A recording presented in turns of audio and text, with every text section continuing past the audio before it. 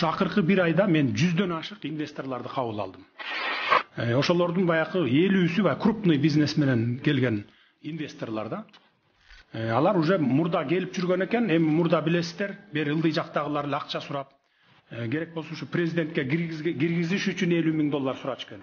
Мен $50,000 бересиң, президентке киргизип берем, сенин инвестицияңды салабыз, бизнесиңди андан ары жүрүшүнө мен аягына чейин контролдоп берем деп, бери жактагылар ушинтип бир эле киргизип чыгарыш үчүн ошондой болчу. Андан сырткары анан доля сурашчу экен. Муну мен деле мындай угуп билип жүрчүмүн. Бардыгына мен айттым, мындан кийин андай болбойт. Инвестор келсе, мындай жеке адам аны мындай крышавать этем, тигиндем, минтем дебейт. Мамлекет менен инвестордун ортосунда келишим болот. Эртең Эшмат келеби президент болуп, же Ташмат алмашабы, баягы инвестор ошо бойдон дагы ишин улап кетиш керек да. Мамлекет менен экөөнүн ортосунда келишим болуш керек. То есть мындайча айтканда мамлекет баягы көзөмөлгө алып бериш керек да алардын инвестициясын жана ошо бизнес. Инвестордун дагы, мамлекеттин дагы кызыкчылыгы бирдей сакталыш керек.